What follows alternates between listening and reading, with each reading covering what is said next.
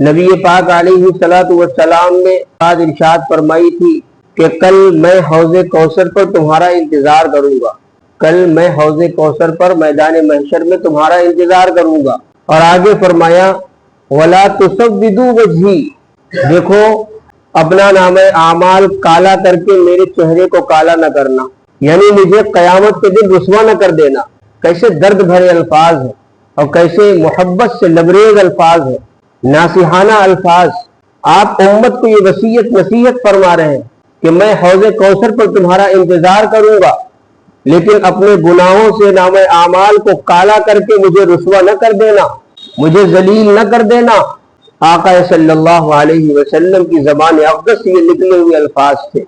جن صحابہ کرام نے یہ الفاظ سنے ہوں گے کیسے تڑپ گئے ہوں گے، اور یہی تڑپ تھی کہ انہوں نے مکہ اور مدینہ میں رہنا اس کو ترجیح نہیں دیا، بلکہ وہ پوری دنیا کے اندر پھیل کر کے اللہ کے کلمے کو لے کر کے پوری دنیا کے اندر چلے گئے۔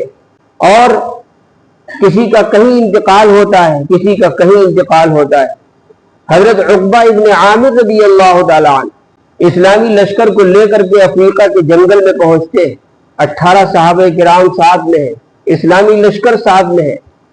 اور یہ 12 واقع آ چکا کہ وہاں ایک جنگل تھا جو بہت مشہور تھا، بڑا بھیانک جنگل تھا، اژدہے تھے، وہاں درندے تھے، کوئی پھٹک نہیں سکتا تھا اس کے پاس۔ لیکن عقبہ ابن عامر رضی اللہ تعالیٰ عنہ سجدے میں سر رکھ کر کے اللہ سے گڑ گڑاتے ہیں، دعائیں مانگتے ہیں صحابہ کرام کے ساتھ، اور اس کے بعد پھر جنگل کے کنارے پر کھڑے ہو کر کے یہ آواز لگاتے ہیں ایتھا السباع والحشرات ارحلوا عنا فإنا نازلون، اے کیڑوں مکوڑوں، اے درندوں، یہاں سے چلے جاؤ، جنگل خالی کر دو، ہم غلامان محمد ہیں صلی اللہ علیہ وسلم، ہم یہاں بسیرا کرنا چاہتے ہیں، ہم یہاں اپنی چھاونی بنانا چاہتے ہیں۔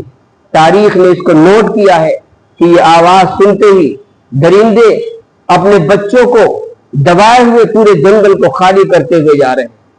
تو یہ حضرات صحابہ کرام تھے جو پوری دنیا کے اندر پھیل گئے تھے۔ اس کے بعد نبی پاک علیہ الصلوۃ والسلام نے ایک اور بات ارشاد فرمائی تھی، فرمایا کہ کل میں اپنی امت کے افراد کو چھانٹ رہا ہوں گا تاکہ میں ان کو پانی پلا سکوں اپنے حوض کا۔ اسی دوران کچھ لوگ ہوں گے جو مجھ سے الگ کیے جا رہے ہوں گے، تو میں اس وقت کہوں گا، اللہ رب العزت کی بارگاہ میں میں یہ بات عرض کروں گا، اے اللہ یہ میرے ساتھی ہیں، یہ میرے ساتھی ہیں، یہ میری امت کے لوگ ہیں، ان کو مجھ سے کیوں الگ کیا جا رہا ہے؟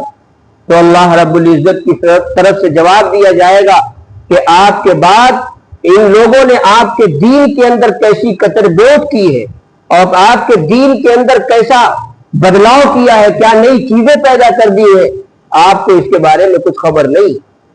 پھر اس کے بعد فرشتے انہیں ڈنڈے مار مار کر کے لائن سے ہٹا رہے ہوں گے، دور کر رہے ہوں گے، اور آواز دی جا رہی ہوگی سحقن سحقن، دور ہو جاؤ یہاں سے۔ اللہ حفاظت فرمائے۔ آج ہم آپ نہ جانے کیسی کیسی چیزوں کو دین بنا لیتے ہیں، اپنے ذہن و دماغ کے اندر ان کو دین سمجھ کر کے ہم پوری زندگی اس پر کاربند رہتے ہیں، قائم رہتے ہیں، اور سمجھتے ہیں یہی دین ہے۔ اور اگر کوئی سمجھاتا ہے تو ہم کہتے ہیں یہ تو فلاں ہے، یہ تو فلاں ہے۔ یہ آج ہمارا حال ہو چکا ہے، ہمارے عقیدے درست نہیں۔ جب یہ ہمارا حال ہے تو اپنے بچوں کو ہم کیا سکھائیں گے؟ ہم بچوں کو کیا ٹریننگ دیں گے؟ اسلامی تربیت ان کی ہم کیسے کر سکتے ہیں جو ہمیں خود ہی اسلام نہیں آتا ہے، جو ہمیں خود ہی اپنے عقیدے کے بارے میں معلومات نہیں ہے؟ تو اس لیے ضروری ہے کہ اپنے ایمان کی حفاظت کی جائے۔ نبی پاک علیہ الصلوۃ والسلام نے یہ بات اس موقع پر ارشاد فرمائی تھی۔ تو اللہ رب العزت نے ہمیں اور آپ کو آقائے دو جہاں سرور کونین حضرت محمد مصطفیٰ صلی اللہ علیہ وسلم کی امت میں پیدا فرمایا، یہ شرف عطا فرمایا ہے۔ اور پھر اللہ رب العزت نے اس امت کی تعریف فرمائی اور اس کا مشن اور اس کی ذمہ داری بھی بتلائی ہے کہ تم سب سے بہترین امت ہو، کنتم خیر امہ اخرجت للناس تأمرون بالمعروف وتنہون عن المنکر، تم کو لوگوں کے نفع کے لیے پیدا کیا گیا ہے، نکالا گیا ہے، تاکہ تم لوگوں کو اچھے کاموں کا حکم کرو، بری باتوں سے روکو۔